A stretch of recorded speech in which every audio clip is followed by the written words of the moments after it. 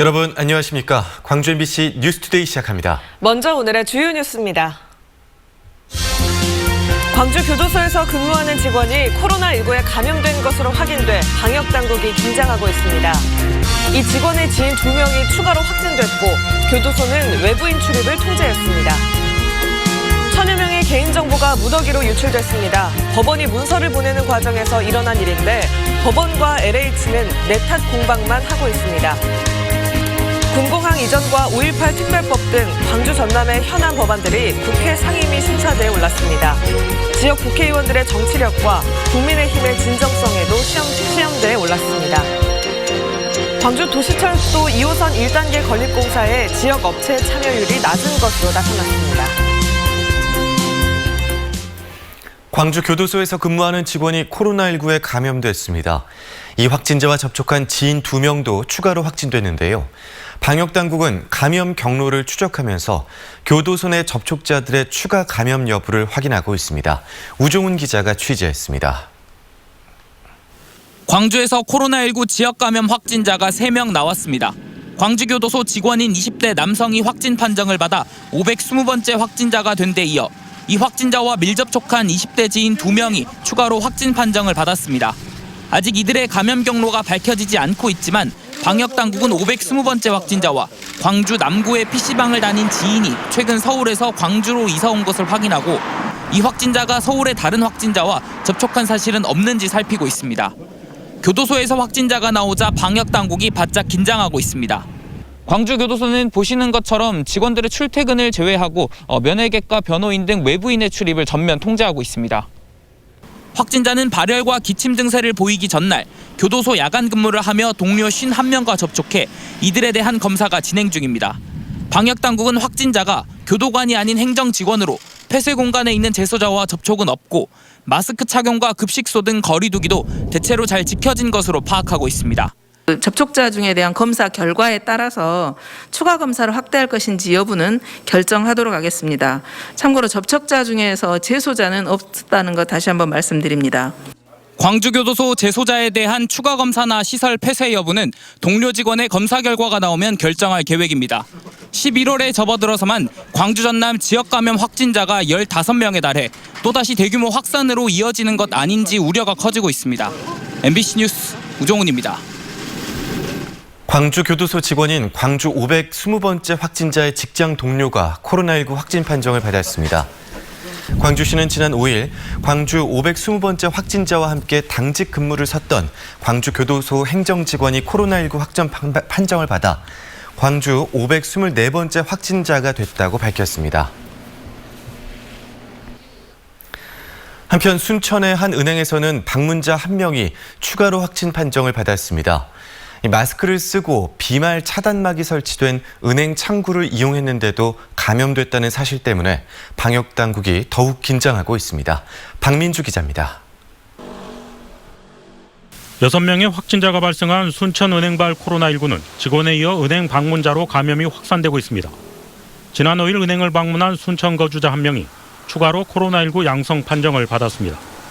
확진자는 마스크를 쓰고 비말 차단막이 설치된 은행 창구를 이용했지만 최종 양성 판정을 받은 것으로 확인됐습니다. 불특정 다수와 접촉이 많은 은행 업무 특성상 추가 감염자 발생이 우려되는 상황.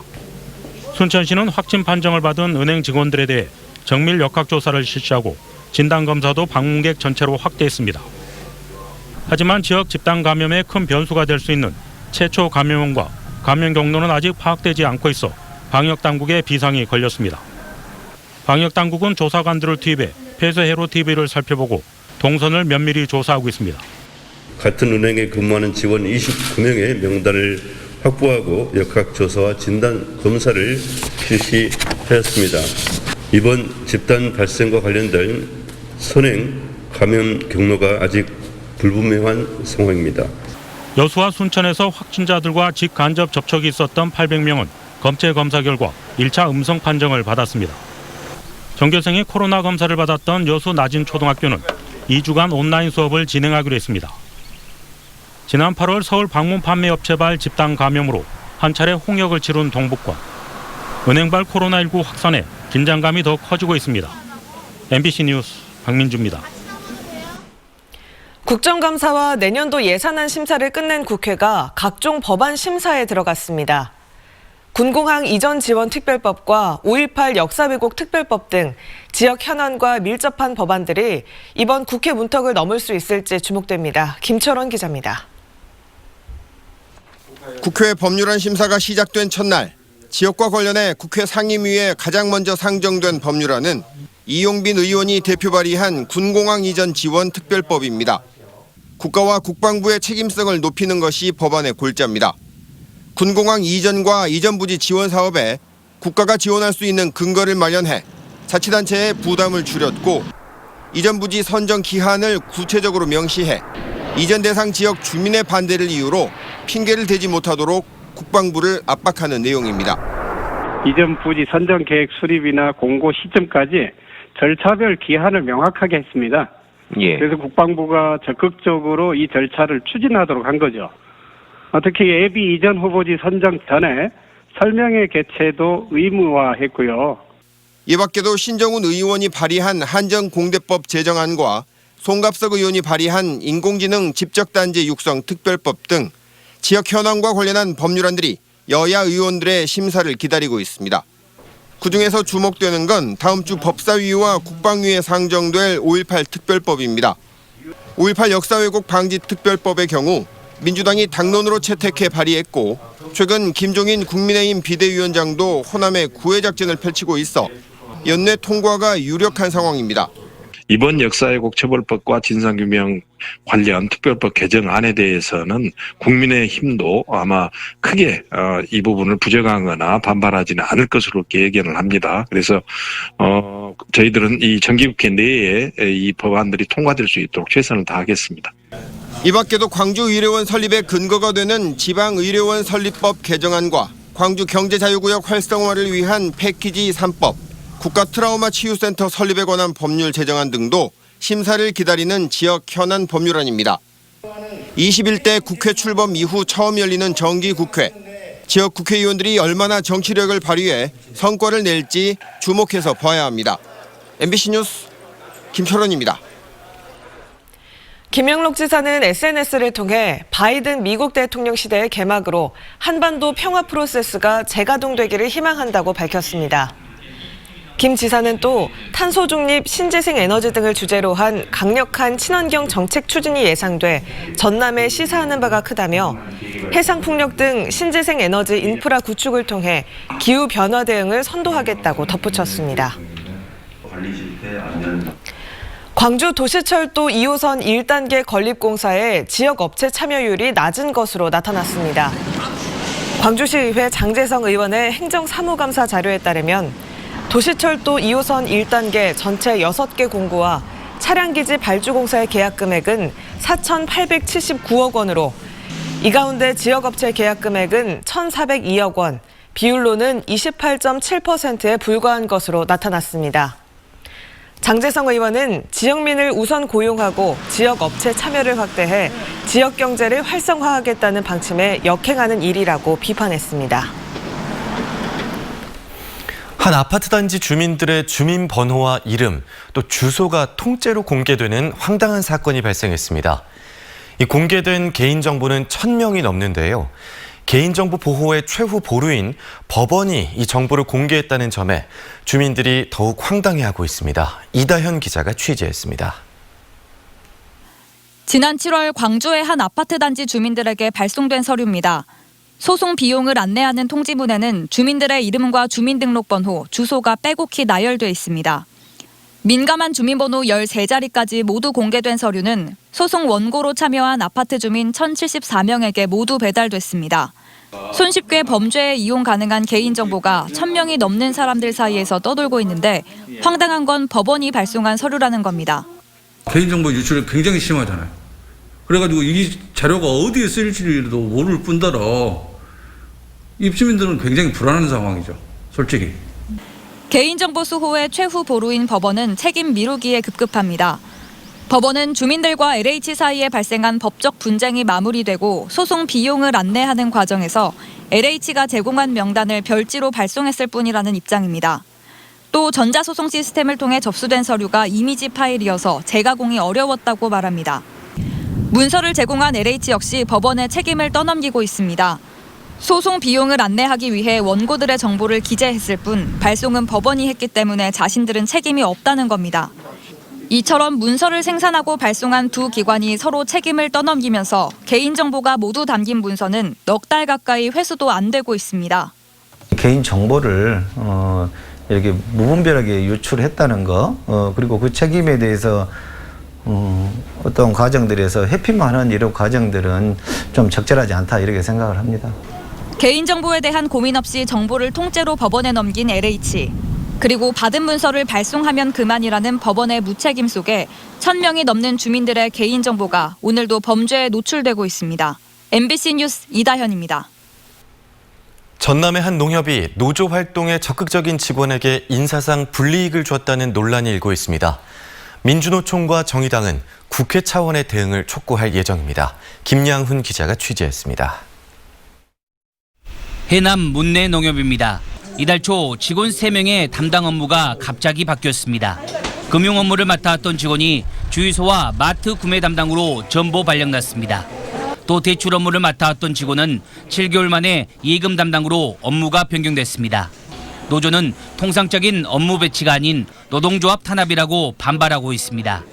노조 활동을 적극 참여한 직원들을 다른 부서로 발령냄으로써 노조 활동을 적극 참여하면 피해를 입을 수 있다는 사측의 압박용 부당 인사로 생각하고 있습니다.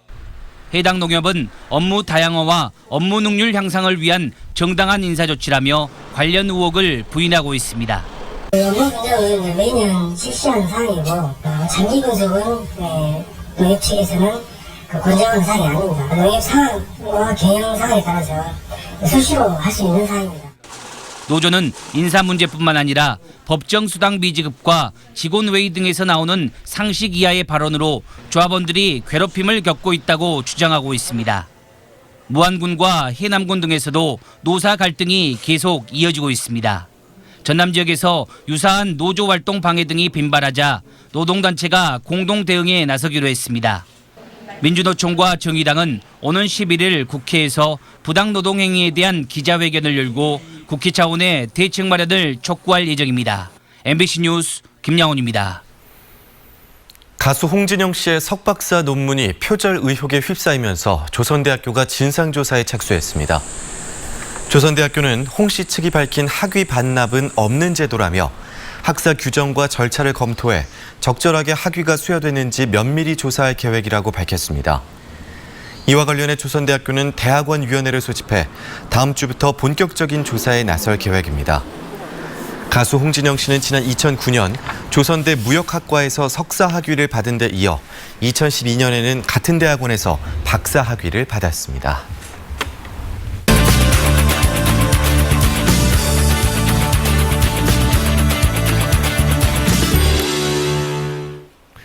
전범기업들은 2년 전 우리 대법원 판결로 일제 강제징용 피해자들에게 보상해야 할 의무가 있습니다.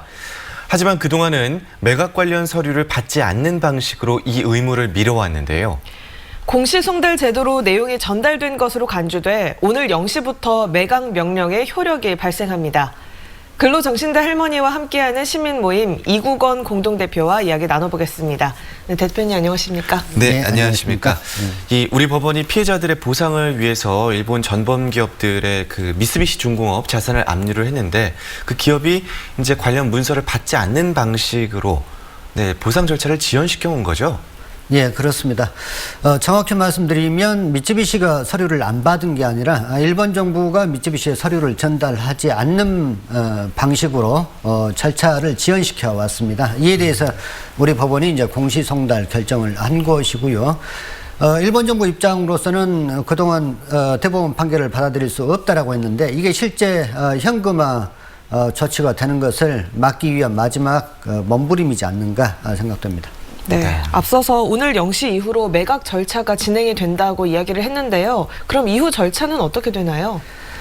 공시송달 결정에 대한 효력이 오늘 0시부터 발효를 했기 때문에 법원은 매각 결정할 수 있는 요건을 이제 확보했다라고 보여집니다.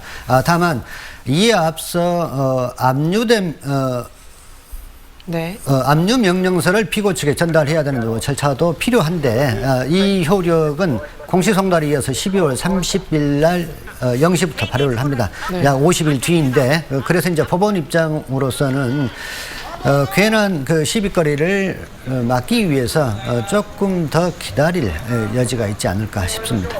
네. 그러면 전범 기업들의 그 자산을 팔면요, 그 전범 기업이 피해자들에게 그 지불해야 할 금액이 충당이 되는 겁니까? 어느 정도입니까? 예, 그 2018년 대법원 배상 판결을 받은 원고는 모두 5분입니다만 한 분을 제외하고서 원고 4명 채권액 약 8억 400만 원 가치를 압류를 했습니다. 네. 기업에게 있어서 지적자산권, 그러니까 상표권과 특허권은 기업의 핵심이라고 할 수 있는데 총 8건에 대한 지적자산권은 채권액을 확보하는데 크게 무리가 없을 것으로 기대하고 있습니다. 네. 그동안 강제동원 피해 보상 문제는 한일 관계에 영향을 받아오지 않았습니까? 이번에도 좀 우려되는 부분이 있나요? 일본 정부는 지금까지 대법원 판결이 국제법 위반이라고 했는데 기본적 인권을 무시하고 지금까지 사태를 방치시켜 왔던 것이 국제법을 위반한 것이고 네. 판결에도 불구하고 이에 따르지 않는 것이 국제법 위반입니다. 국제법 위반을 저지르고 있는 것은 일본 자신이죠.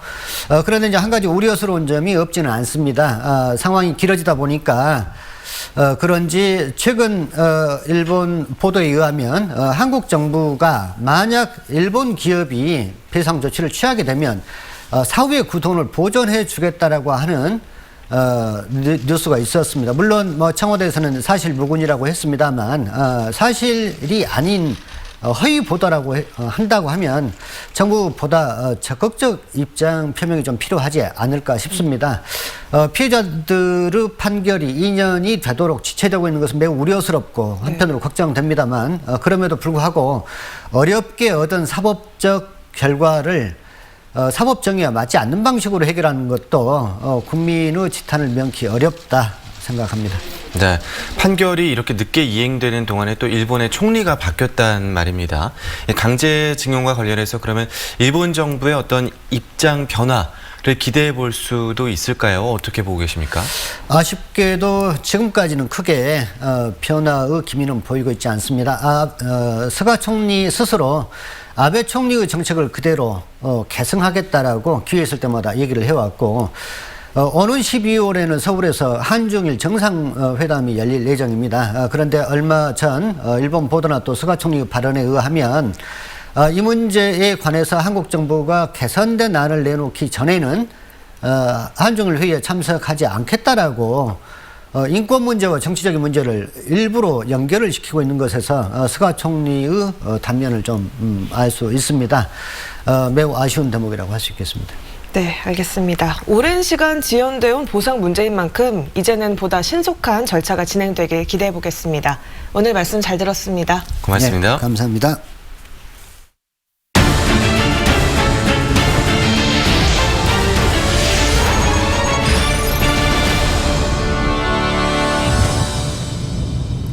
아파트 경비원에 대한 갑질 문제가 끊이지 않고 있죠. 경비원들의 인권 보호를 위해 입주민들이 앞장서는 아파트가 하나둘 생겨나고 있습니다. 김한수 기자가 취재했습니다. 서울의 한 아파트 경비원으로 일하다 지난 5월 세상을 등진 고 최희석 씨. 입주민의 폭언과 폭행에 시달리다 스스로 목숨을 끊었습니다. 최근 전남 나주에서도 아파트 자치회장이 경비원을 일방적으로 해고하려다 말썽이 이는 등 이른바 갑질 문제가 끊이질 않고 있습니다. 680여 세대가 모여 사는 영암의 한 아파트.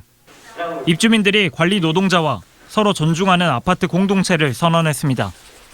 굉장히 안 좋은 소식을 많이 접했습니다. 그래서 저희 데블 금호타운은 좀 가족처럼 같이 일하고 이렇게 도모하기 위해서 우선 경비원 11명, 미화원 3명과 6개월 미만의 초단기 근무 계약을 없애기로 했습니다. 휴게 시간에는 경비실 대신 별도의 공간에서 쉴 수 있도록 하고 정기 건강 상담도 받을 수 있도록 약속했습니다. 아무래도 저희 이제 근로하신 분들이 경비하시는 연세가 있다 보니까 건강 문제 좀 많이 신경 쓰입니다. 근데 계속 건강 문제 체크해 준다니까 그게 저희한테는 굉장히 도움이 될 것 같습니다. 하나, 둘, 셋. 이 같은 상생 협약을 맺었거나 추진 중인 전남 지역 아파트는 현재까지 3곳. 제일 중요한 거는 이런 문화가 확산이 되도록 주민들과 입주자 대표 회장님들과 함께 사는 아파트, 배려하는 문화, 존중받는 문화 이런 것들을 함께 노력해야 될 것 같습니다. 지자체별로 공동주택 관리규약 준칙을 개정해 경비원 갑질 방지책을 마련하는 등 제도적 개선도 추진되고 있습니다. MBC 뉴스 김한수입니다. 전국 최대 유자 생산지인 고흥에서 수확이 시작됐습니다. 올해 작황은 당초 우려했던 것과는 달리 평년작 이상으로 예상되는데요. 판로는 여전히 고민거리입니다. 김주희 기자의 보도입니다. 고흥군 고흥읍의 유자 재배단지입니다. 청명한 가을 햇살 아래 노란 빛깔의 유자가 탐스럽게 연그렀습니다. 올해 고흥 지역 585헥타르 면적에서 생산될 것으로 예상되는 유자는 모두 7천여 톤. 전년 대비 20% 이상 증가할 것으로 보입니다. 초기 거래 가격도 킬로그램당 2,500에서 3,000원 수준을 보이고 있습니다.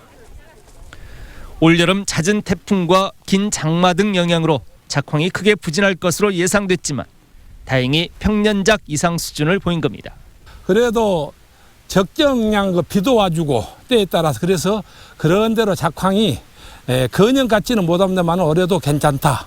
올 가을 들어 낮 기온이 10도 이상의 온화한 날씨가 이어지면서 유자 생육에 적합한 환경이 조성됐기 때문입니다.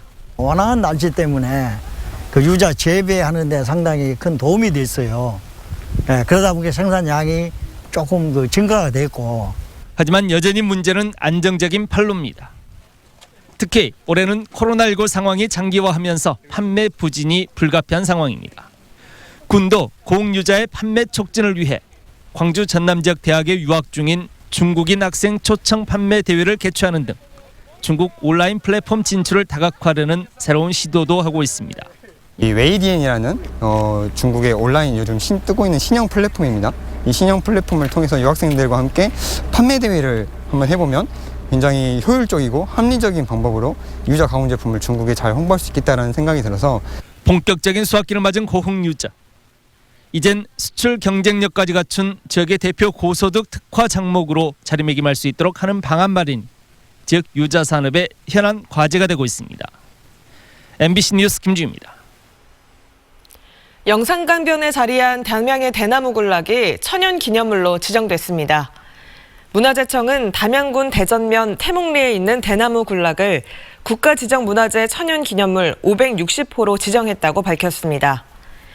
태몽리 대나무 군락은 하천변을 따라 길게 형성돼 있는 퇴적층에 우리나라에서는 보기 드물게 자연적으로 조성된 대규모 군락지로 황조롱이와 수달, 물억새 등 야생 동식물이 서식하고 있습니다.